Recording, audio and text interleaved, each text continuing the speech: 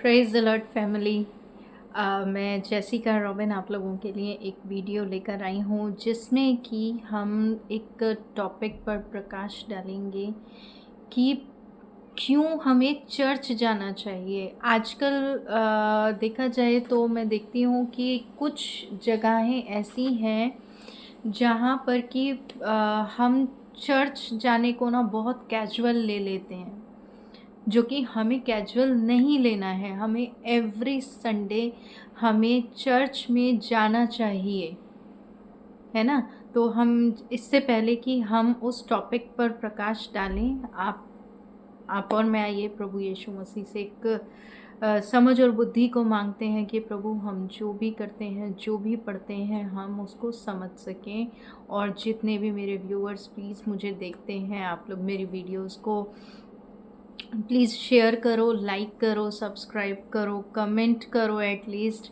और साथ ही साथ आप लोग अपनी दुआ बंदगी में प्लीज़ बढ़िए। मेरा ये वीडियो बनाने का सिर्फ यही मकसद है, जैसे मेरा जीवन बदला वैसे आप लोगों का भी बदले। ठीक है, शुरू से मैं भी क्रिश्चियनिटी में ही चल रही थी, लेकिन क्रिश्चियनिटी होना या क्रिश्चियन होना एक अलग चीज़ है। लेकिन जब हम मसीह में बढ़ते हैं, मसीह में अपनी दौड़ को पूरा करते हैं, वो एक अलग चीज़ है, वो प्रभु को पसंद आता है, राइट? सो आइए हम प्रार्थना करें। प्रभु यीशु, हम आपका धन्यवाद करते हैं, महान जीवित परमेश्वर। हम आपसे प्रार्थना करते हैं कि प्रभु यीशु मसीह आप हमें पवित्र आत्मा जी प्रकाश दीजिए, ताकि जो कुछ भी यहाँ मैं बोलूँ, मुझे जो देखने वाले हैं प्रभु यीशु मसीह, उन पर आपका पवित्र आत्मा उतरे और उनको अकल बुद्धि से भर दे प्रभु। और होने दे प्रभु यीशु मसीह, जितने लोग मेरी वीडियोस को देखते हैं, मुझे सब्सक्राइब करते हैं प्रभु, तेरी एक अलग ही बरकत उन पर हो प्रभु यीशु मसीह, जो मुझे कंटिन्यू सुन रहे हैं या मुझे कभी भी वो लोग सुनते हैं प्रभु। जो वचन मेरे मुंह से निकलता है पिता, वो उनकी ज़िंदगियों को चेंज करने वाला हो प्रभु। ये लोग सेम ना रहें प्रभु आज का वचन सुन के प्रभु। जब प्रभु यीशु मैं प्रार्थना करती हूँ, जितने लोग मुझे देख रहे हैं पिता, इनके पैरों को प्रभु यीशु मसीह अपने भवन की ओर ले जा प्रभु, ताकि प्रभु इनको भी सच्चा प्रकाश मिले मेरे ज़िंदा खुदा। पिता, हम इस प्रार्थना को यीशु के नाम से मांगते हैं, आमीन। मैं कहूँगी कि आप लोगों को चर्च जाना चाहिए, और वो क्यों जाना चाहिए मैं आपको आज वचन से ये चीज़ बताऊँगी। और जैसा कि यहाँ आप देखेंगे लूका 4 उसकी हम 17 और 18 आयत को देखेंगे, राइट? लूका 4 17 और 18। ओके, मैं पढ़ रही हूँ। यशाया भविष्यवक्ता की पुस्तक उसे दी गई। किसको? यीशु को। यशाया भविष्यवक्ता की पुस्तक उसको दी गई और उसने पुस्तक खोलकर यह जगह निकाली।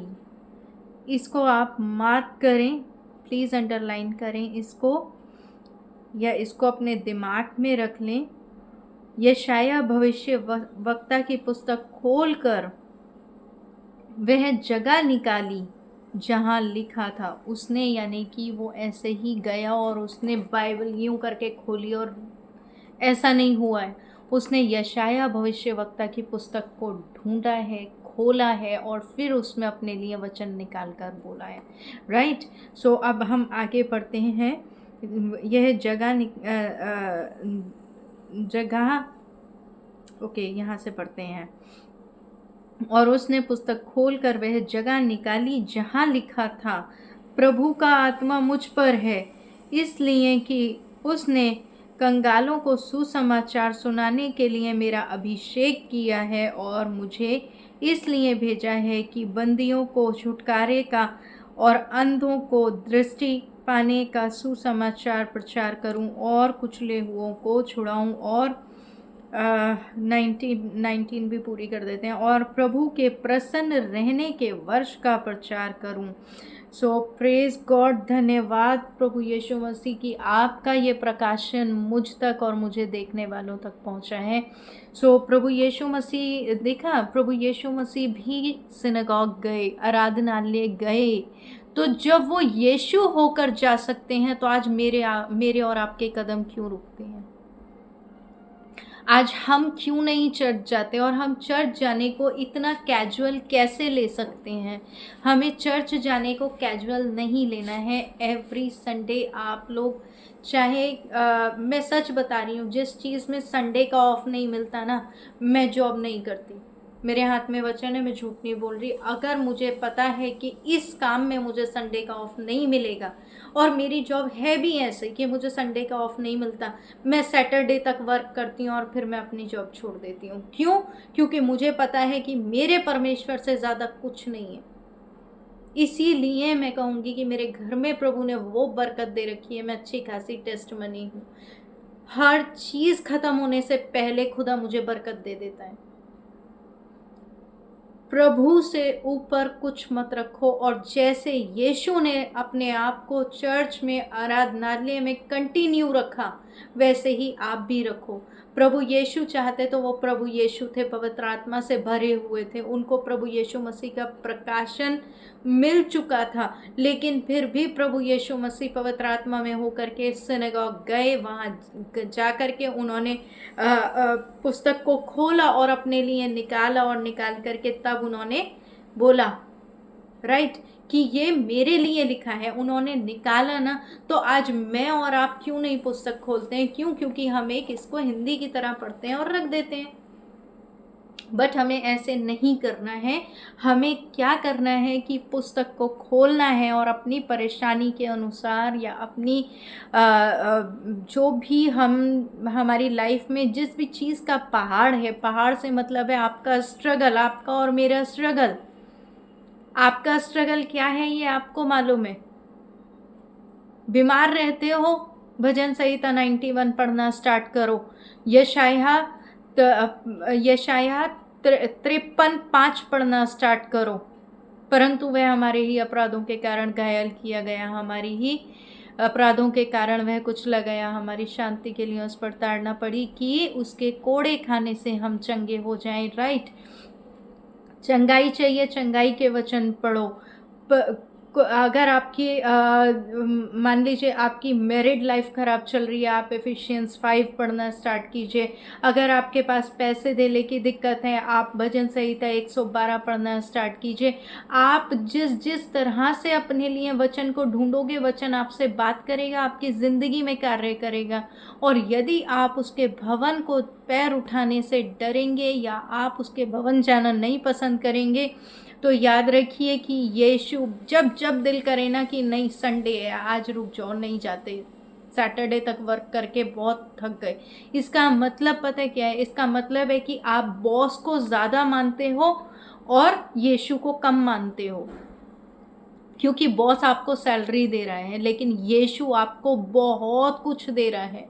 यीशु ने कहा मेरे पीछे हो ले, और बाकी सब वस्तुएं तुझे खुद ब खुद मिल जाएंगी। सो इसीलिए मैं कहूँगी कि आप लोग प्लीज़ दुआ प्रार्थना स्टार्ट कीजिए। एवरी संडे चर्च जाइए, और अपनी लाइफ की आप बरकतें आप देखकर हैरान हो जाओगे कि प्रभु ये मैं ही हूँ। वचन को पढ़ना, डिक्लेयर करना स्टार्ट कीजिए। प्रभु यीशु मसीह ने हमें 7000 प्रोमिसेस दिए हैं ऑलरेडी, लेकिन हम जब तक उनको अपने आप पर पढ़ पढ़ के रिलीज़ नहीं करते हैं, शैतान यीशु के पास आया तो यीशु मसीह ने क्या दिखाया उसको? शैतान लिखा है। ऐसे ही हमको भी बोलना है। जीसस ने बोला ना, लिखा है कि मनुष्य हर उस वचन से जिंदा रहेगा जो प्रभु के मुंह से निकलता है। लेकिन हम आजकल अपना मुंह बंद करके रखते हैं, या हमारा कई साल से शैतान ने मुंह बंद कर रखा है। किस लिए? कि अगर हम वो जानता है हम वचन डिक्लेयर करेंगे और उसकी बेड़ियां सारी टूट जाएंगी। मैं आपको कहूँगी आज से वचन को डिक्लेयर कीजिए, आप प्रॉस्पर होने स्टार्ट हो जाएंगे। हाँ, हो सकता है किसी की चंगाई या किसी को एकदम मिल जाता है, किसी को कुछ टाइम दुआ बंदगी करनी होती है। और हमेशा ये ध्यान रखो कि जब आपकी प्रार्थना पूरी हो जाए, आप प्रभु को धन्यवाद करना मत भूलना। हमेशा प्रभु यीशु मसीह को आप जितना आप धन्यवाद दोगे, उतना आप आशीषों को, बरकतों को पाते जाओगे। आप वो पा जाओगे जो आपने सोचा नहीं होगा। लेकिन सबसे पहले प्रभु यीशु मसीह को धन्यवाद करना सीखो। सबसे पहले प्रभु यीशु मसीह में बढ़ना सीखो और बाइबल तो डेली पढ़ो, डेली आप बाइबल पढ़ो। और जैसे जैसे आप बाइबल पढ़ना स्टार्ट करोगे, क्योंकि शैतान जानता है कि हम बाइबल नहीं पढ़ेंगे, आप प्रार्थना कितनी भी कर लो, लेकिन जब तक आप बाइबल नहीं पढ़ोगे तब तक शैतान की बेड़ियों को आप नहीं तोड़ सकते, मैं भी नहीं तोड़ सकती। जब हम बाइबल से वचनों को डिक्लेयर करते हैं कि हाँ प्रभु यीशु तूने ये कहा है, क्यों?